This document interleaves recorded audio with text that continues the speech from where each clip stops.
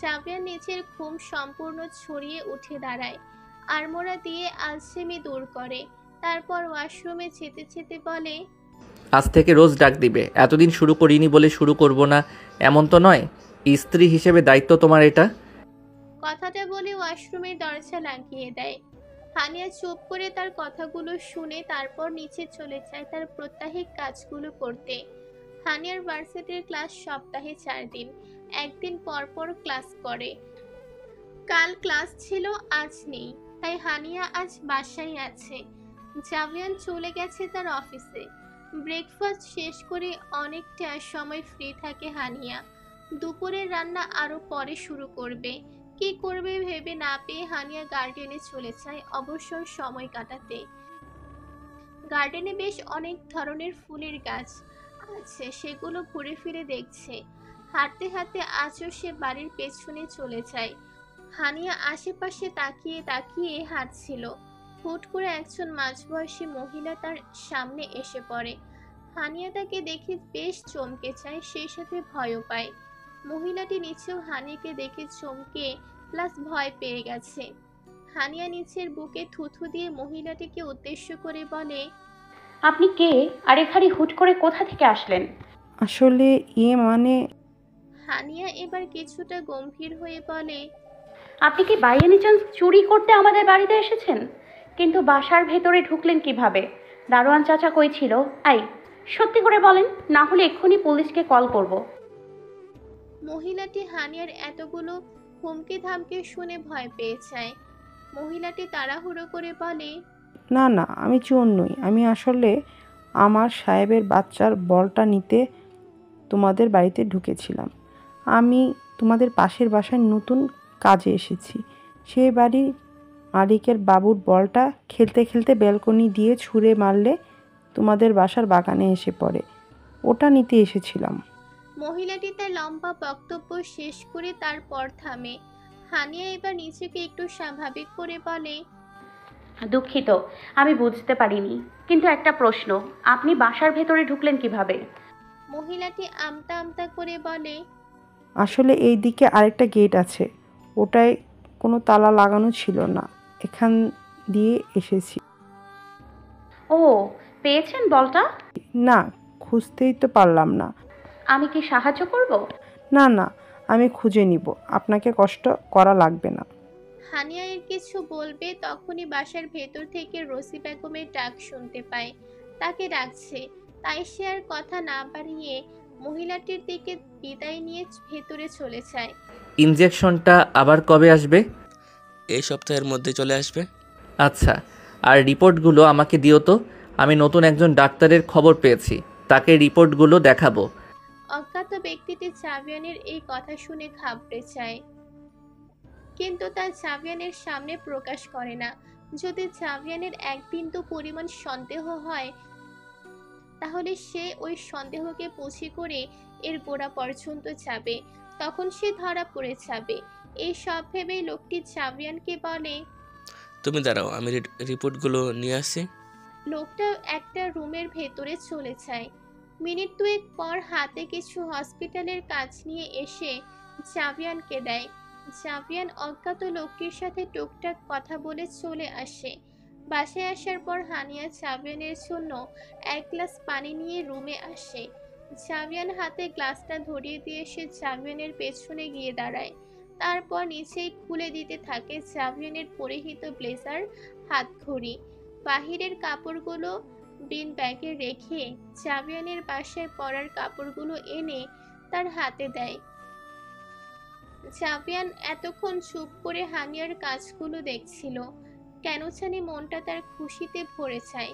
সে জামা কাপড় নিয়ে ফ্রেশ হতে ওয়াশরুমের দিকে যেতে যেতে হানিয়াকে বলে, ব্যাগে কিছু ফাইলস আছে, ওগুলো বের করে টেবিলের উপর রাখো। কিছু কাজ বাকি আছে, ওগুলো শেষ করে তারপর ডিনার করব। হানিয়া এবারও চুপচাপ তার কথা মেনে নেয়। অফিসের ব্যাগ থেকে কয়েকটা ফাইলস বের করে। সেগুলো টেবিলের উপর রাখতে গেলে কার্পেটে পা বেছে পড়ে যায় সে, আর তাতে হাতে থাকা ফাইলগুলো। তার এই একটা সমস্যা ছোট থেকে। শুকনো ভালো জায়গাও সে আছাড় খায়। দু পায়ের হাঁটুতে কত অগণিত কাটা ছেঁড়ার দাগ আছে তার কোনো ইয়াত্তা নেই। হানিয়া নিজেকে সামলে নিয়ে ফাইলগুলো ওঠাতে শুরু করে। হঠাৎ একটা ফাইলে তার চোখ আটকে যায়। হসপিটালের ফাইল এটা। হানিয়া ভাবে অফিসের ফাইলের মধ্যে হসপিটালের ফাইল কি করছে। সে কৌতূহল সামলাতে না পেরে বাকি ফাইলগুলো নিচে থেকে উঠিয়ে টেবিলে রেখে ওই ফাইলটা হাতে নেয়। ফাইলটা খোলার পর রোগীর জায়গায় একজনের নাম দেখে সে থমকে যায়। রোগীর নামের জায়গায় লেখা স্পর্শিয়া তালুকদার আভা। রিপোর্টগুলোর দিকে তাকিয়ে নজর দিলে দেখতে পায় কিছুদিন আগে রিপোর্ট এগুলো। এবার সে আরো চমকে যায়। 2.5 বছর আগে মারা যাওয়া ব্যক্তির রিপোর্ট কিছুদিন আগে দিবে কোন হসপিটাল? অবশ্যই না। তাহলে এইগুলো কোন স্পর্শিয়ার? কি মনে করে হানিয়া সবগুলো রিপোর্টের ছবি তুলে নেয়। যখন বুঝতে পারে জাভিয়ানের শাওয়ার হয়ে গেছে, সে তাড়াতাড়ি করে সব গুছিয়ে রেখে নিচে চলে যায়। পরের দিন হানিয়ার ক্লাস থাকায় সে সকাল সব কাজ শেষ করে নেয়। তারপর রেডি হয়ে বের হয়ে দেখে জাভিয়ান আজও তার জন্য দাঁড়িয়ে আছে গাড়ি নিয়ে। হানিয়া কোনো কথা না বলে চুপচাপ গাড়িতে গিয়ে বসে। জাভিয়ানের বিষয়টা ভালো লাগে না। সেদিন ওইরকম শাসানোর পর থেকে হানিয়া জাভিয়ানের সাথে একদমই কথা বলছে না। টুকটাক যা একটু বলে তা না বললেই নয়। জাভিয়ান গাড়ি স্টার্ট দেয়। বেশ কিছুক্ষণ চলার পর জ্যামে আটকে পড়ে তারা। জাভিয়ান যেন একটা সুযোগ পায়। সে হানিয়াকে জিজ্ঞাসা করে, তুমি কি আমার উপর রেগে আছো হানি?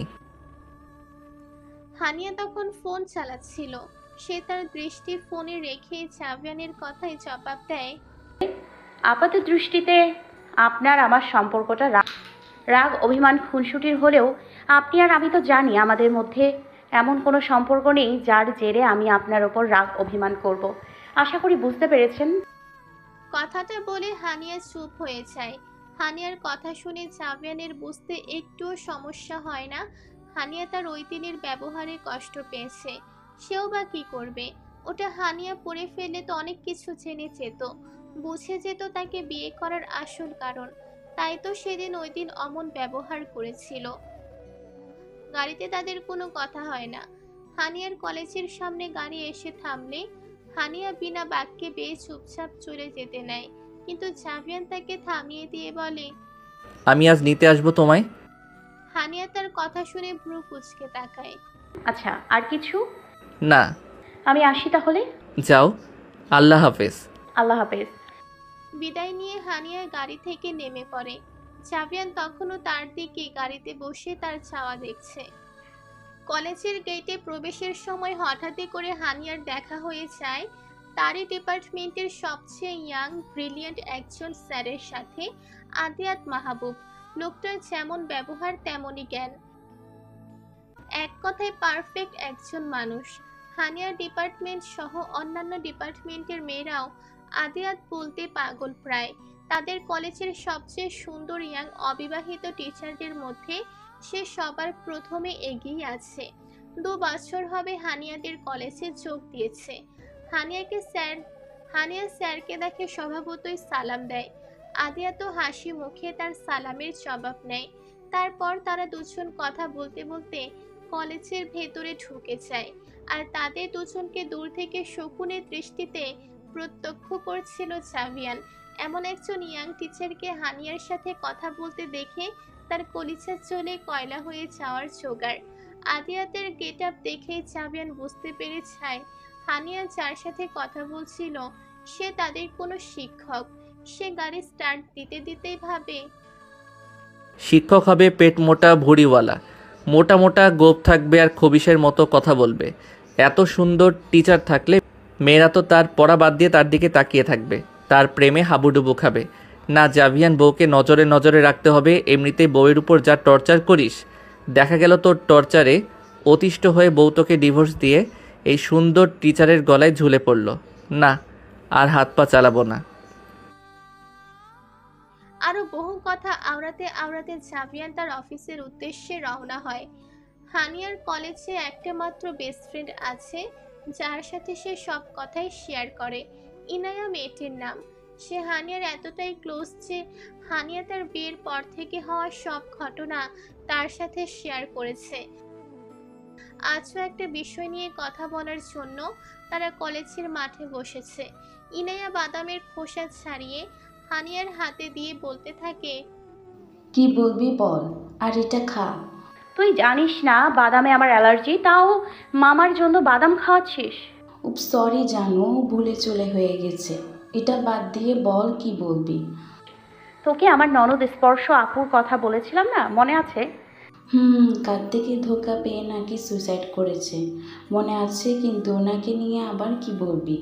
কাল উনি মানে তোর ভাইয়া অফিস থেকে ফিরে আমাকে তার অফিস ব্যাগ থেকে ফাইল বের করতে বলে, ওয়াশরুমে চলে যায় ফ্রেশ হতে।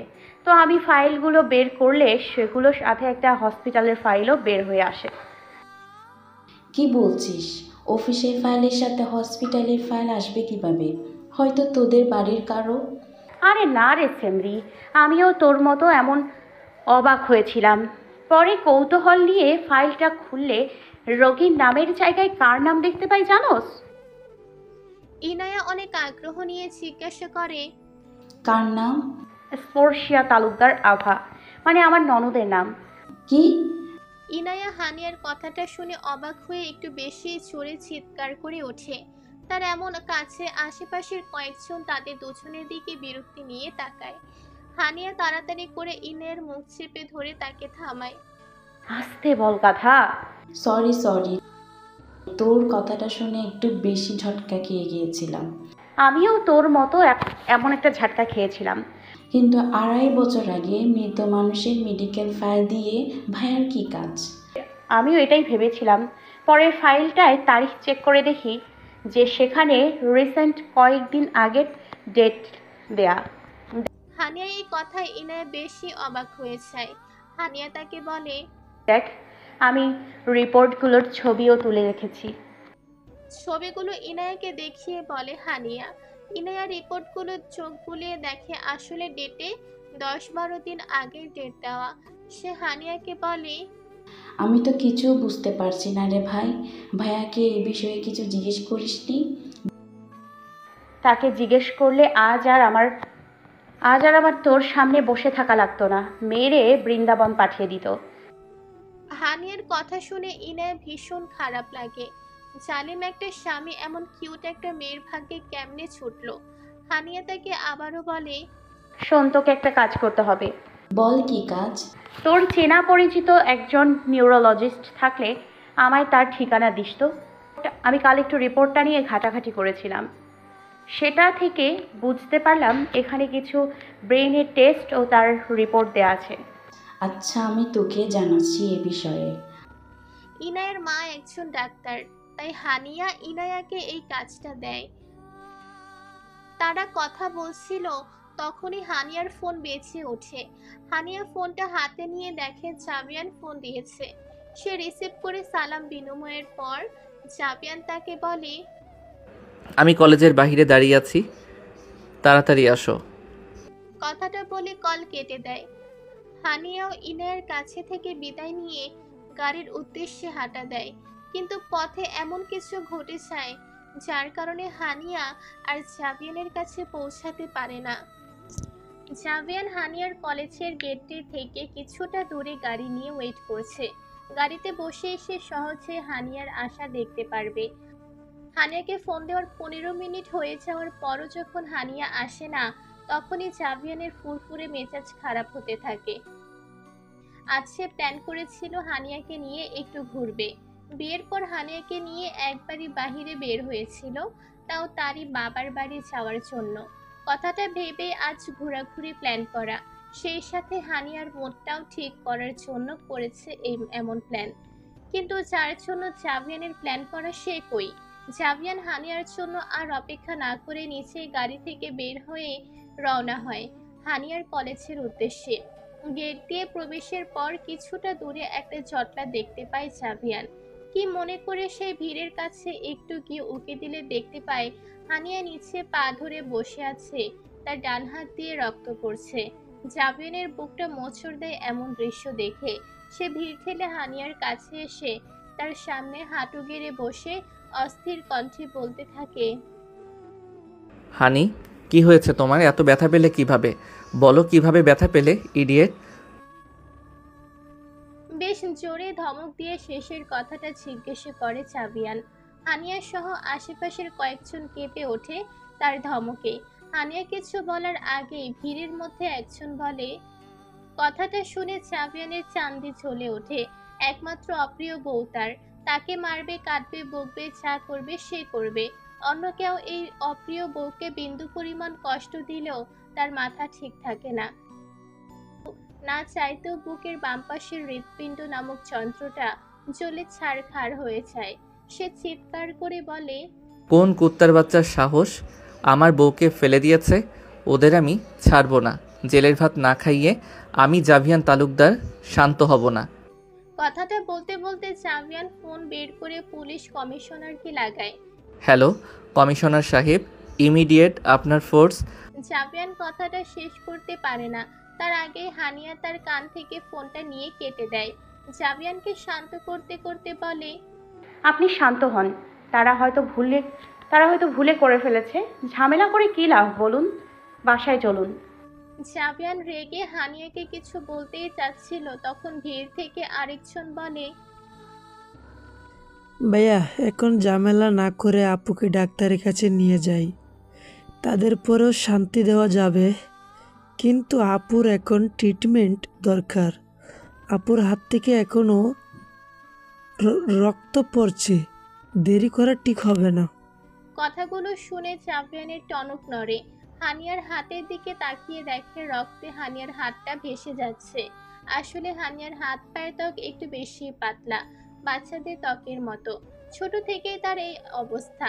এটাকে এক ধরনের রোগও বলা চলে। একটু একটু কিছু হলেই ত্বক ফেটে রক্ত বের হয়। জাবিয়ান সে কয়েকবার হাত ধরেছে, সে কয়েকবার এত নরম হাত দেখে অবাক হয়েছে। জাবিয়ান তার প্যান্টের পকেট থেকে রুমাল বের করে হানিয়ার ক্ষত হাতটা আলতো করে বেঁধে দেয়। তারপর কোনো দিকে না তাকিয়ে ছট করে কোলে তুলে নেয়। উপস্থিত সকলে তাকে যাওয়ার জায়গা করে দিলে সে হানিয়াকে নিয়ে হাঁটা দেয় গাড়ির উদ্দেশ্যে। গাড়ির কাছে এসে তাকে সিটে বসিয়ে দিয়ে নিচে সিট বেল্ট লাগিয়ে দেয়। তারপর নিচেও জায়গা মতো বসে স্টার্ট লাগায় গাড়ি। ছুটিয়ে নিয়ে চলে হসপিটালে। রাস্তায় হানিয়া আর জাবিয়ান দুজনেই চুপ করেছিল। হানিয়া চুপ ছিল তার মাথা ব্যথার তাড়নায়, আর জাবিয়ান চুপ ছিল চিন্তায়। সে একটু পরপরই ঘাড় ঘুরিয়ে হানিয়াকে দেখছিল, চোখে মুখে তার দারুণ চিন্তার ছাপ। হানিয়া তার এমন অস্থিরতা দেখে ধীর ও শান্ত কণ্ঠে বলে, এত চিন্তার কিছু নেই। আপনি এর থেকেও বেশি কষ্ট দেন, রক্তাক্ত করে তোলেন, এর চেয়ে হাজার গুণ ভালো। তার তুলনায় এই চোট কিছুই না। হানিয়া কথাটা তাচ্ছিল্য করে না বললেও কথাটা সেই উদ্দেশ্যেই বহন করছে। জাবিয়ানের কুচকানো ভ্রুচোরা সোজা হয়ে যায়। ভেতরে চলতে থাকা ঝড়টা যেন আরো তীব্র হলো, কিন্তু তা বাহিরে প্রকাশ পেল না।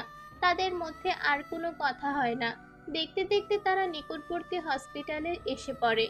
জাবিয়ান গাড়ি থেকে নেমে হানিয়াকে কোলে তুলতে নিলে হানিয়া তাকে থামিয়ে দিয়ে বলে, এত মানুষের সামনে কোলে তুলতে হবে না, হাতটা ধরুন, আমি আস্তে আস্তে করে হাঁটতে পারবো। জাবিয়ানের ভ্রু কুঁচকে তার কথাটা শুনে, কিন্তু আমলে নেয় না। নিচের মতো হানিয়াকে কোলে তুলে হসপিটালের ভেতরে হাঁটা দেয়। আশেপাশে অনেকে তাদের দেখে তাকিয়ে আছে দেখে হানিয়ার প্রচন্ড লজ্জা ও অস্বস্তিতে পড়ে যায়। সে তার গলা চাপিয়ে বলে, জীবনে আমার কোনো কথা শুনবেন না বলে ঠিক করে রেখেছেন? এতগুলো মানুষের সামনে কোলে না তুললে হচ্ছিল না? দেখেন তো কেমন করে তাকিয়ে আছে আমাদের দিকে। হানিয়া আশেপাশে নজর দিতে দিতে কথাগুলো বলে। জাবিয়ান এখনো তার কথা কানে তুলে না, সামনের দিকে তাকিয়ে সোজা হেঁটে চলেছে।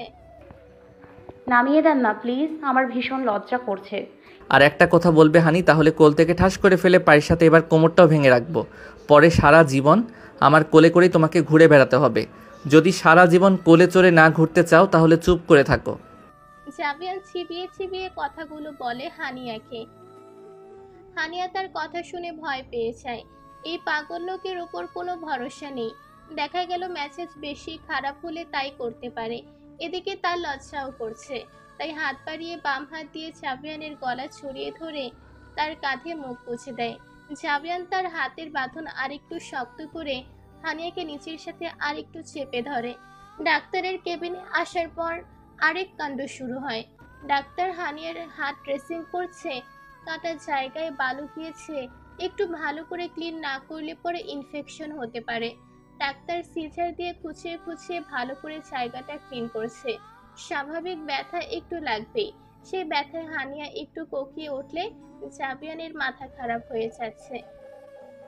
ডাক্তারকে শাসানোর মতো করে বলছে, এত রুড বিহেভ করছেন কেন ডাক্তার? ব্যথা পাচ্ছে তো, একটু আস্তে ধীরে করুন। এমনই হাজারো কথা বলে ডাক্তারকে নিচের কাজ ঠিক মতো করতে দিচ্ছে না। জাবিয়ানের কাছে হানিয়াও একসময় বিরক্ত হয়ে যায়। ডাক্তার না পারতেই বলে দেয়, আপনি না হয় করুন আমাকে না বলে। এই কথার পর জাবিয়ান আর ডিস্টার্ব করেনি। হাতে ড্রেসিং করে পায়েরও ট্রিটমেন্ট দেয়। পাটা মুচকে না গেলেও অনেকটা ওই পর্যায়ে চলে গিয়েছে। কম করে 15 দিন হাঁটা চলা একদমই নিষেধ। যদিও করে তাহলে পা ভালো হতে সময় লাগবে আরো। পায়েরও হাতের ব্যথায় জ্বর আসতে পারে বলে ডাক্তার হানিয়াকে একটা ইনজেকশন দেওয়ার পরামর্শ দেয়। জাবিয়ান তাই করতে বলে। ইনজেকশন দেওয়ার সময় জাবিয়ান ভেবেছিল হানিয়া ভয় পাবে, তাই নিজ থেকে এগিয়ে গিয়ে তাকে বুকে আগলে নেয়। হানিয়া হঠাৎ করে তার জড়িয়ে ধরে হকচকিয়ে যায়। সে চাপা স্বরে বলে, কি করছেন আজব? ডক্টরের সামনে তো একটু লজ্জা করুন, জড়িয়ে ধরলেন কেন হঠাৎ? ইনজেকশন দেখে তোমার ভয় করবে বলে জড়িয়ে ধরলাম। হানিয়া জাবিয়ানের দিকে এমন একটা লোক দিয়েছে জাবিয়ান দুনিয়ার অদ্ভুত সব কথাগুলোর মধ্যে একটা বলছে। হানিয়াকে এমন ভাবে তাকিয়ে থাকতে দেখে জাবিয়ান বলে, কি হয়েছে, এমনভাবে তাকিয়ে আছো কেন? আপনার কি আমাকে বাচ্চা মনে হয়? ইনজেকশন তো ভয় পায় বাচ্চারা। জাবিয়ান হানিয়ার কথায় বুঝতে পারে হানিয়া ইনজেকশন ভয় পায় না, তাও সে হানিয়াকে নিচের সাথে জড়িয়ে ধরে রাখে। ডাক্তার জাবিয়ানকে হানিয়াকে দেওয়া ঔষধগুলো তাকে বুঝিয়ে দেওয়ার জন্য নিয়ে যায়। যাওয়ার সময় একজন নার্সকে বলে যায় তার কাছে থাকবে। জাবিয়ান চলে গেলে নার্সটি হানিয়ার সাথে টুকটাক কথা বলতে থাকে। কথা বলার এক পর্যায়ে নার্সটি হাসি মুখে জিজ্ঞাসা করে, ম্যাম, আপনার হাজবেন্ড বুঝি আপনাকে অনেক ভালোবাসে, কেমন পাগলামিটাই না করলো। হানিয়া মলিন হেসে জবাব দেয়, অনেক সময় আমরা চোখে যা দেখি তা কিন্তু সত্যি হয় না মিস্টার। হানিয়ার কথা শুনে নার্সটির হাসি মুখটা চুপসে যায়। হয়তো সে কিছু বুঝতে পেরেছে। নার্সটির সাথে আরেকজনের মনটা মলিনতায় ছেয়ে যায়। ব্যক্তিটি হলো জাবিয়ান। সে ডাক্তারের কাছে থেকে এসে পড়েছিল। তখনই নার্স আর হানিয়ার লাস্টের কথাগুলো শুনে ফেলে। হানিয়ার কথাটাই জাবিয়ানের মনও কেমন করে ওঠে। আসলে কি চোখে দেখা সবসময় সত্যি হয় না? তাহলে জাবিয়ানও কি কোনো ভুল করেছে হানিয়াকে কষ্ট দিয়ে? কথাগুলো নিজেকেই নিচে প্রশ্ন করে জাবিয়ান। ডাক্তার দেখানো শেষ হলে তারা বাড়ি ফিরে আসে। বাড়িতে আসার পর সকলে হানিয়ার এমন অবস্থা দেখে চিন্তায় পড়ে যায়। জাবিয়ান শর্টকাটে তাদের ঘটনা খুলেই বলে। হানিয়াকে নিয়ে উপরে তাদের রুমে এসে পড়ে।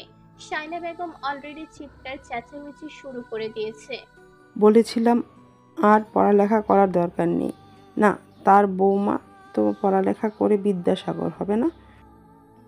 এখন দেখো পা ভেঙে বসে আছে লাট সাহেবের বেটি। আরসাল তালুকদার তাকে ধমকে ধামকে চুপ করায়। ঘুরতে যাওয়ার প্ল্যান যেহেতু ক্যান্সেল, তাই জাবিয়ান দুপুরের পর আবার অফিসে চলে যায়। হানিয়ার পাশে রোজি বেগম আর কুলসুম বসে থাকে সারা বিকেল। আসরে নামাজ সময় হানিয়া তাদের জোর করে পাঠিয়ে দেয় নিজেদের রুমে রেস্ট নেওয়ার জন্য। তারা চলে গেলে সে ফোন লাগায় ইনায়াকে। আসসালামু আলাইকুম। ওয়ালাইকুম আসসালাম। কিরে, কি খবর? হঠাৎ এই সময় ফোন দিলি? আরে একটা কথা বলতে ফোন দিয়েছিলাম, শুনবি তো নাকি? ও বল, আমারও একটা কথা বলার ছিল। আমারটা আগে শোন। বল।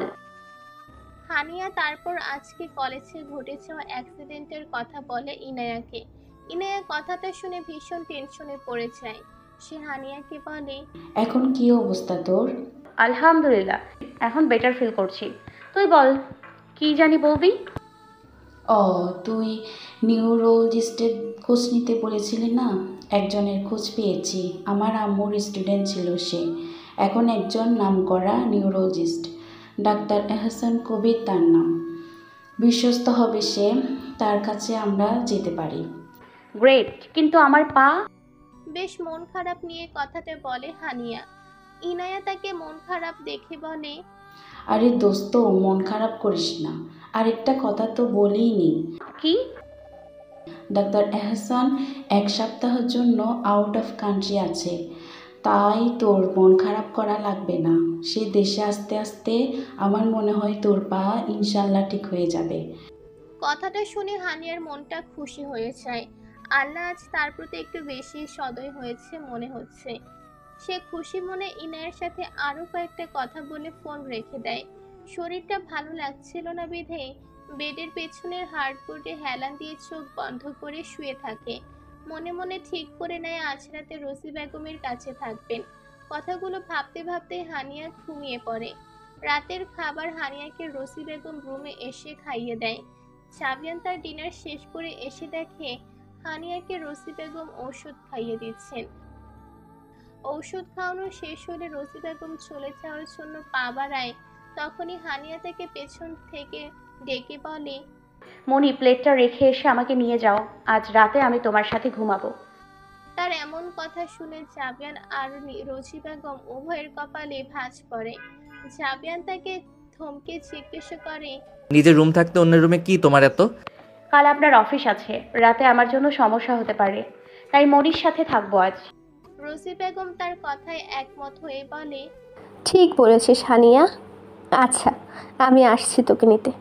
খবরদার পাকনামি করে একা একা হাঁটতে যাবি না, আমি এসে নিয়ে যাব। এদিকে তাদের দুইজনের কথা শুনে জাবিয়ানের মাথা গরম হয়ে যায়। সে রসি বেগমকে বলে, মাম্মাম, তোমার আশা লাগবে না, আর আমি ম্যানেজ করে নিব। হানিয়া তার কথা শুনে বলে, আপনার সমস্যা হতে। হানিয়াকে কথা সম্পূর্ণ করতে দেয় না জাবিয়ান। তার আগে একটা রামধমক দিয়ে চুপ করিয়ে দেয়। তারপর রসি বেগমকে বলে, মাম্মাম, অনেক রাত হয়ে গেছে, তুমি খেয়ে শুয়ে পড়ো, যাও। রসি বেগম ভেবে দেখলেন জাবিয়ান যেহেতু নিজ থেকেই হানিয়ার দায়িত্ব নিতে চাইছে, তাই তার এখানে টেনশন করা লাগবে না। তাদের সম্পর্ক আস্তে আস্তে ঠিক হচ্ছে, এটাই অনেক। কথাগুলো ভেবে রসি বেগম তাদের থেকে বিদায় নিয়ে চলে যায়।